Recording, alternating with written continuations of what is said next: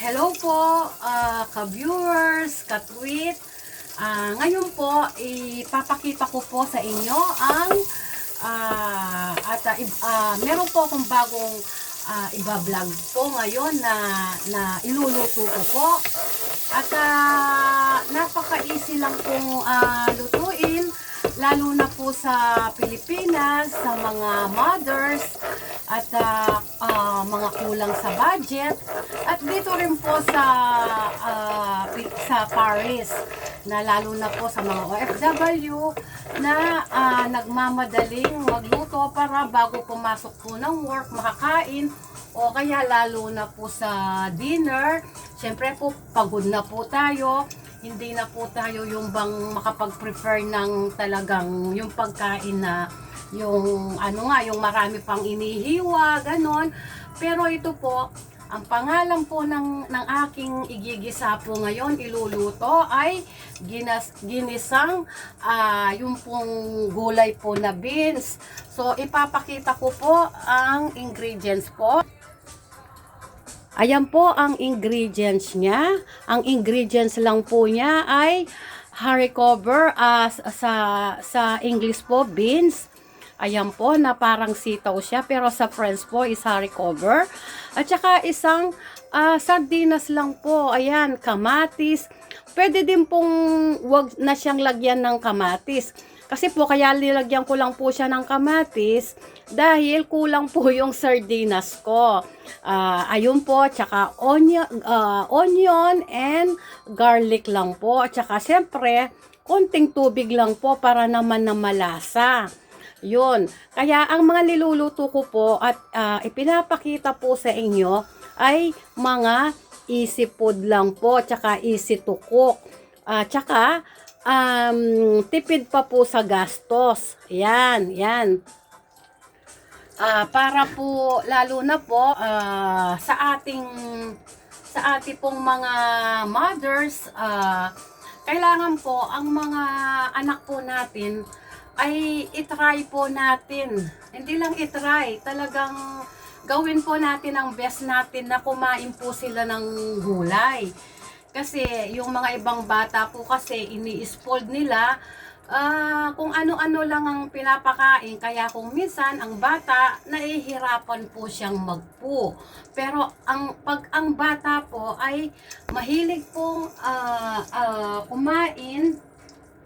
kumain ng gulay, mabilis po siyang magpo. Sabi nga, yung magbawas, sabi nga po. Ngayon po, ipapakita ko po sa inyo kung paano po ito igigisa. Ayan. Yan po. Medyo mataas po yung ano ko. Yan. Ano ko muna po yung ano. Yan po. Yan. Yan. Igigisa ko muna po. Kasi po yan, pasensya na po yung aking malikot. Siguro ibababa ko muna para po makita ninyo yung pagluluto ko po. Yan. Ayan po, edi ganun nga po. Iuunahin ko muna po yung garlic. Ayan po yung garlic. Ang garlic muna po. Yan, syempre po, mas maganda po sa garlic yung lutong-luto po siya, ganon, yung ano po siya, yung crusty po. Pero wag naman pong sunugin. Kasi hindi po maganda yung sobrang sunog sa garlic, sabi nga. Ayun po, edi, yan, piniprito ko na po yung garlic niya. Ito po, ito, low budget lang po ito, lalo na po sa Pilipinas, dahil malang bilihin. Kaya po, ito po ang binablog ko po ngayon sa mga nanonood, para po may idea po kayo. May idea. Kasi nakakasawa din po kasi yung kumakain lagi lagi na lang chicken, o kaya yung pork, o kaya naman yung lagi na lang na ano ba yun, yung bang hamburger, yung Lalo na yung mga nagtatrabaho, wag po kayong masyadong kumain ng frozen food at saka yung sa mga hamburger na yan. Naku, nakakaano po yan, nakaka-bloated at saka hindi pa po yun, nakakataba pa po, ganon. Wag, kaya mas masarap pa rin po yung magluluto sa bahay. Sabi nga, kung magre-restaurant man, paminsan-minsan lang. Lalo na kung lagi po kayo sa eat all you can. And then, nailagay ko na po yung garlic, onion. Ito na naman po yung kamatis. Isusunod ko na po yan. Isusunod ko na po yung kamatis. Yan, ginigisa ko na po yung kamatis.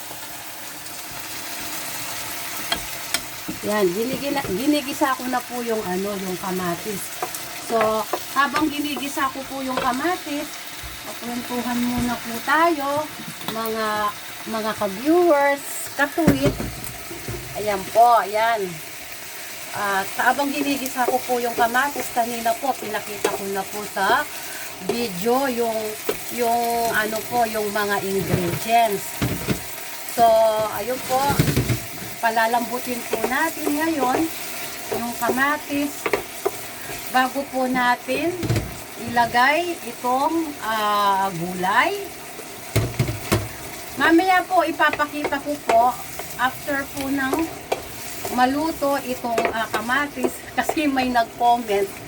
Sabi po niya yung dating niluto ko po na yung chicken lomi soup, sabi niya, but hindi ko daw pinakita after po nung naluto. Kasi po dahil, alam niyo naman po, bago pa lang nagbablog, nakalimutan ko pong ipakita.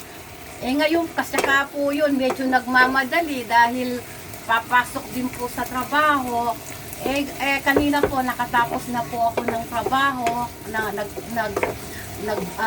pakain na po ako ng matanda, kasi nga po, malapit lang dito ang work ko. Kanina po, maaga po akong pumunta sa work ko. Handa ko na po ng makakain yung alaga ko. Kaya ngayon po, isiningit ko po itong vlog po na ito na about sa cooking. Yan, about po sa cooking. At saka, ayun po, bukas naman po, meron naman po akong ipapakita. Magluluto naman po tayo ng pasta bukas. Yan. Kaya po, please po, lagi nyo pong subaybayan ng aking vlog. Marami po kayong matutunan dito about sa pagluluto. Yung ibang klaseng pagluluto, yung mga easy food. At saka, siyempre po, marami pa po akong i-content, lalo na po bago pa lang po ang vlog ko. Siyempre, nag-iisip pa po tayo ng content. Ang ano ko po, kaya po ako nagbablog. Nawa, maging success po ito dahil may pinagpipreya po akong misyon, na may ini-mission po ako na kapag talagang ano na po, ayun po, para naman po makatulong po tayo sa mga ibang tao. Sabi nga, kahit simple lang ang buhay, pwede naman po tayong makatulong, ganon. Hindi naman po, kahit konti lang po, ang importante, nakakatulong po tayo at hindi po tayo madamot. Ayun po, ito po, inilagay ko na po yung haricot cover, friends po kasi yon. Yung beans po, nilagay ko na po, ayan.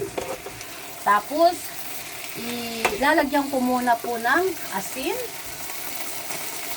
Siyempre, konting asin lang po. Sandali po, kukuha po ako ng kutsara. Yan. Konting asin lang po para hindi maalat. Sabi nga, maganda po yung matabang ang luto kesa sa maalat. Kasi kapag maalat po ang luto, kapag dinagdagan mo ng tubig, ano po, yung pong mawawala na siya ng lasa. Ngayon, kung ang niluto mo naman, bawa sinerving mo po ay matabang, pwede ka naman pong mag-add ng asin o kaya patis habang kumakain ka. Kesa naman sa ano po siya, yung maalat siya, kasi kapag maalat, mawawala na po yung lasa. Kaya ito pong niluluto ko po na ito, ay ang pangalan po niya ay ginisang haricot with sardinas. Kasi siyempre po nakakasawa na rin po kasi ang kumakain ng karne at saka yung manok. At saka hindi rin po kasi maganda yun. Tignan mo po, sabi po ng mga doktor, sabi nila, hindi daw maganda yung laging kumakain. Mas maganda pa nga raw yung isda. Yan po, isda, gulay, ganon. Yung kakain po ng mga pork, dapat madalang lang. Kasi yung pork, nakaka-high blood din po yun eh. Kapag ano po, yung lagi-lagi. At saka, ayun nga po, hindi naman natutunaw po kaagad sa tiyan yun. Kaya, ayan po, hihintayin ko muna po na lumambot po yung haricot. At nung nasa Pilipinas po ako, wala po akong alam na masyadong lutuin. Ang alam ko lang po sinigang, pritong isda, yan.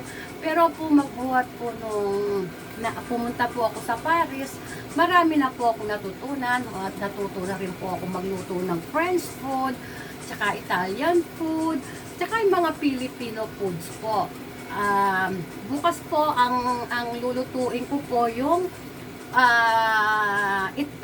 yung Italian pasta po. Pero yung Italian pasta po, konting budget lang po yun, yung Italian pasta na may creme press. Kaya kailangan tayong mga mother, nag-iisip din tayo ng yung low budget pero masarap at healthy food. Ayun po, kasi nakikita ko po sa Pilipinas ngayon, lagi silang order, ganon. Para bang kasi masyado po kasi silang pag nakikita ko, nagluluto sila, ang dami pang mga ingredients na nilalagay. Kami nga dito sa Paris, kapag nagluto kami talaga, lalo na po kapag pumunta kayo ng ibang bansa, yung mga friends nga po, napakasimple lang ng pagkain nila eh. Minsan, yung mga haricot, sorry po, French po pala yun. Yung mga beans po, alam po ninyo, minsan iluluto lang po nila sa olive oil, yung mantika, alimbawa po, pinakuluan nila, palalambutin nila. Tapos po, ano lang nila sa olive oil, piprito lang. Ayun, tapos, yun lang po ang kakainin nila, tsaka yung steak lang po. Kasi halos, yung mga friends po kasi hindi po sila kumakain ng kanin. Pero tinatry din naman po, kagaya po ng amo ko. Kagaya po nung nasabi ko doon sa isang vlog ko, na hindi po siya maselan. Na kapag kapag nagluluto po ako dito sa bahay, dahil po na hindi naman po siya maselan, pag may time po ako magluto, dinadalhan ko po siya ng mga food. Kasi po, ang trabaho ko nga po dito ay malapit lang. Kaya dinadalhan ko po siya ng food at gustong-gusto naman po niya. Kaya masaya naman po ako. At least nagugustuhan niya. Matanda na po siya. Siguro, nasa 78 na po siya. Kaya nga po, pinag-pray ko na sana humaba po ang buhay niya. Kaya nga, I try my best po na kapag nagluluto ako, dinadalhan ko siya para lalo siyang maging healthy at humaba ang buhay. Hindi naman po dahil sa gusto kong mabambol niya, dahil sa sweldo ko. Hindi po yun. Gusto ko rin po kasing i-enjoy niya yung life niya dito sa earth. Kaya nga po, masaya nga po ako, hindi siya maselan eh. Pero ngayon, may amo naman po akong Jewish. Mabait din naman po siya. Eh, kahit naman po gusto ko siyang dalhan ng pagkain. Kayo nga lang po ang mga, ay, ito nga po pala, bago po ko tuloy ang kwento ko. Ilalagay ko na po yung isang latang maliit na sardinas na ligo. Doon po sa niluto kong ginisang beans na may sardinas na ligo. Ito po, ilalagay ko na po. Mamaya po, kapag luto na, ipapakita ko po sa inyo ang katapusan ng pagluluto niya. Kasi po, yung last po, nakalimutan ko. Ayun nga po, mabalik po tayo do sa amo kong Jewish. May amo po akong Jewish dito, malapit sa akin, na napakabait din po niya, na parang pamilya po ang turing din sa akin. Kasi blessed po sa mga amo ko, mababait po sila. Eh, minsan gusto ko po siyang pagdala ng, ng luto na ulam.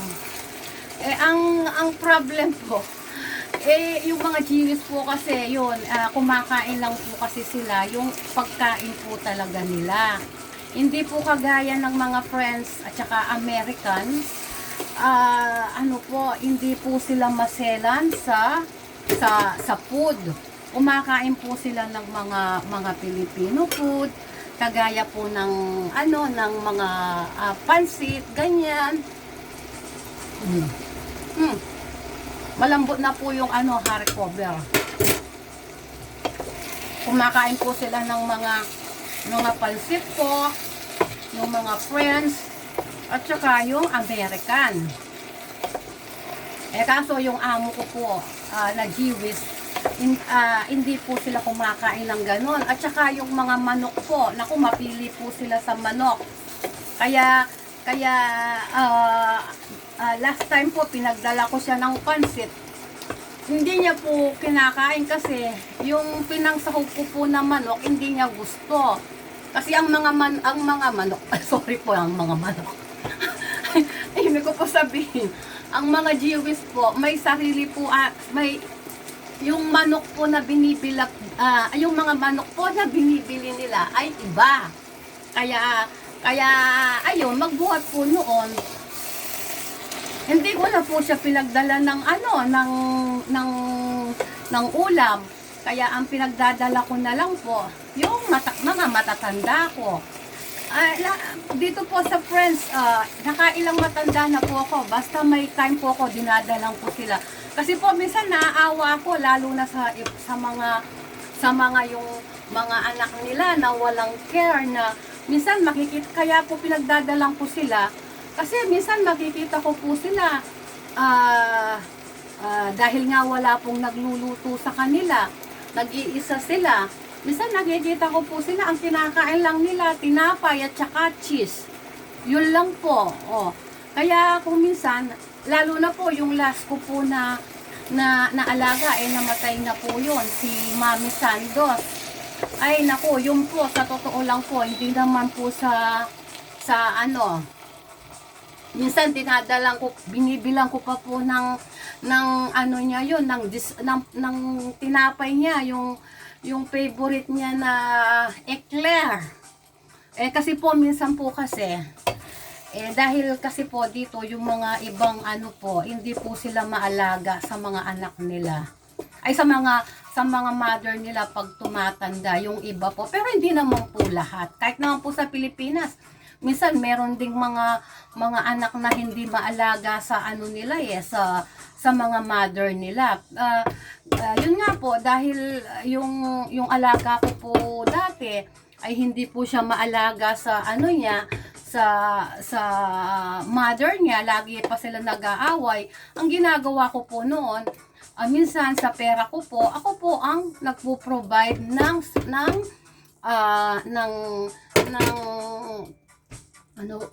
ano po niya, yung alimbawa po pag gusto niya pong magmerienda, ganon.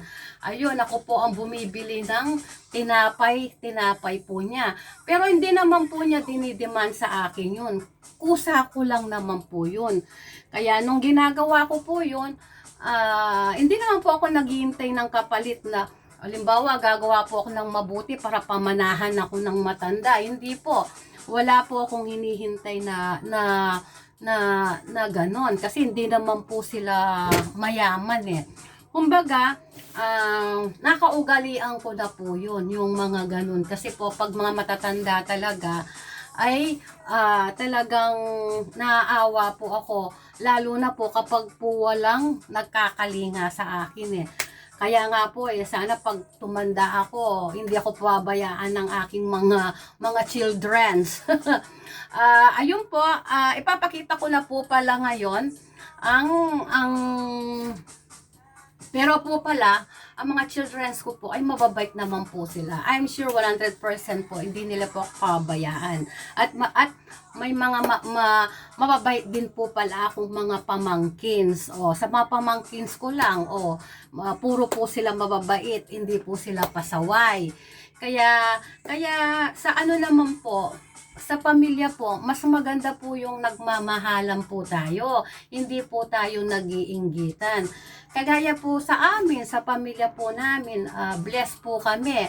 Halimbawa, may umaangat po sa amin, hindi po kami nagkakainggitan. Kumbaga, nagtutulungan po kami. Ganun po kami. Kahit na yung mga relatives ko po dito sa Paris. Kaya ayun po, ipapakita ko na po. Ito na po yung katapusan ng aking niluto. Dali po, ibababa ko lang. Ayan. Pasensya na po na minsan yung pagbablog ko ay siguro po habang tumatagal magiging okay. Hindi nga po ako marunong mag-edit eh. Kasi ang pagbablog ko po na ito, matagal ko na po talagang dinidesire ito. Pero sabi ko sa isip ko, baka wala akong time, sabi ko, kasi nga nagtatrabaho ako. Siyempre, may mga gawain pa sa church. Tsaka yun nga po, every Sunday, halos whole day na po ako sa church. Sa Sunday po, 11 a.m., umaalis na po ako ng church. And then, pagbalik ko po noon is gabi na. Dahil, ayun nga po, dahil may mga katungkulan po tayo na dapat gampanan sa church, nasa music ministry po tayo, at iba pang mga ginagawa sa church. Napakasarap pong mag-serve kay God. Pero po, ang lahat po ng yun, hindi ko po magagawa. Ang Panginoon po ang gumawa para sa akin noon. Dahil yun po yung kalooban po ng Panginoon sa buhay ko. Yun po yung sabi nga, hindi mo naman kayang magbago eh. Ang Panginoon po ang nagbago sa atin. Kaya kung may mga kamag-anak din po tayo na nakikita natin na parang ganun ang buhay at hindi, para bang sa tingin natin, hindi pa siya nagbabago, keep on praying lang po. Wala pong imposible sa Panginoon. Wag po tayong tumigil sa kakadasal. Sabi nga po sa Biblia, kapag po may nakakilala sa Panginoon at na born again at tumanggap sa Panginoon at nagkaroon ng personal relationship at naglingkod sa Panginoon, ang buong pamilya niya, sambayanan niya ay maliligtas. Kaya wag po tayong maging malungkot. At saka kung minsan po kasi, unawain na lang po natin gano'n na minsan po kasi depende po kasi sa history. Kahit po sa mga tao, minsan kapag, lalo na po kapag kapag po may calling ka sa Panginoon, nagsiserve ka sa Panginoon, ano po, yung po bang, magkukwentuhan muna po tayo, yung po bang hindi po ganong kadali ang makisama sa mga tao. Kasi, kung, kung pikunin ka, o kaya po yung, excuse lang po, ano ko lang po itong aking ano, kung halimbawa po, pikunin ka, o kaya madali kang mainis, o kaya yung, halimbawa yung, ah, sa preaching, madali kang mapikon, o kaya akala mo pinaparinggan ka, hindi ka po talaga magtatagal sa sa sa church. Kaya ang maganda pong gawin diyan, kailangan kung gusto po natin maging lingkod ng Panginoon is down to earth po tayo. Siyempre po, hindi naman po kailangan ng Panginoon yung paglilingkod natin kasi kulang pa nga Kaya lang naman po natin ginagawa ang pag-worship at paglilingkod sa Panginoon para ibigay po natin ang pagpapasalamat sa Kanya dahil ang lahat nga po ay galing sa Kanya, ang hininga natin, lahat dito sa mundo po ay galing po sa Kanya. Kaya kulang pa nga po yung ginagawa natin. Kaya ayun po, ini-encourage ko po sa inyo na kahit simple lang po ang buhay natin at lalo na po sa mga mag-asawa, lagi po natin ilagay ang Panginoon sa buhay po natin, igitna ang Panginoon o unahin po ang Panginoon sa buhay po natin para po maging maayos. Anyway po, wala naman pong perfectong relationship at wala naman pong perfectong tao. Ang Diyos lang po ang perfecto. Pero sabi nga po sa Biblia, from glory to glory, sabi nga, tayong mga tao ay binabago ng Diyos, lalo na kung gusto nating magpabago sa tulong ng Panginoon. Pero kung ayaw nating magpabago, hindi naman tayo pipilitin po ng Panginoon. Kasi ang tao po, dalawang klase lang naman ang pupuntahan niya. Sa hell o sa heaven. Nakasaad nga po sa Biblia, mas marami daw ang pupunta sa hell kesa sa langit. Dahil sa panahon ngayon, marami na po ang nagdi-disobey sa Panginoon. Masyado po kasing busy ang mga tao ngayon. Kaya kami pong mga nasa loob ng simbahan ay nag-i-invite po kami sa mga lost soul para po magkaroon po ng personal relationship sa Diyos at magkaroon ng connection sa Diyos. Lalo na po sa mga pamilya po namin, ganun. Pero syempre po, hindi naman po natin pipilitin ng tao. May right time naman po yon. Kaya ayun po, marami pong salamat. Pakikita ko po ulit ang aking niluto. Sandali lang. Ayan po siya. Tignan nyo po. Ang sarap pong tignan. Yan po ay ginisang beans na may sardinas po. Yan. Kailangan po yung tuyong-tuyo lang po siya. Huwag po yung masabaw kasi kapag po sobra po siyang mawawala na po yung lasa ng sardinas, di po ba? Kaya sabi nga, para-paraan lang, kung kulang ang budget mo, para-paraan lang, para naman, kasi kung puro sardinas lang ang alimbawa, binuksan mo na lang yung sardinas, tapos yun na lang ang kinain mo, hindi na yun, kumbaga wala siyang sustansya. Mas maganda po yung alagyan mo ng gulay para po magkaroon siya ng sustansya. And then, easy to cook po. Di po ba, mga mothers, mga ka-viewers, mga katwit, o paano po? Kasi po, mamaya-maya, papasok na po ulit ako sa work. Ang pakiusap ko lang po para po tumaas ang views po natin at dumami ang aking mga subscribers. Para naman po yung pinagpe-pray po natin na mission ay magagawa ko. Please lang po subscribe, share, like, at kung gusto po ninyong mag-comment. Bukas po magluluto po ulit ako. Ang iba-vlog ko po ulit bukas yung Italian pasta with creme press. Ipapakita ko po sa inyo kung paano po siya iluluto. Lahat po ng mga niluluto ko ay easy food lang po para po sa mga mothers at sa mga OFW po. O sige po, paano po no? God bless po sa ating lahat. Lagi po tayong manalangin sa Panginoon para po tayo ay kahabagan at bigyan ng biyaya at malayo sa anumang sakuna at sa mga gawaing masasama. Kaya keep on praying po.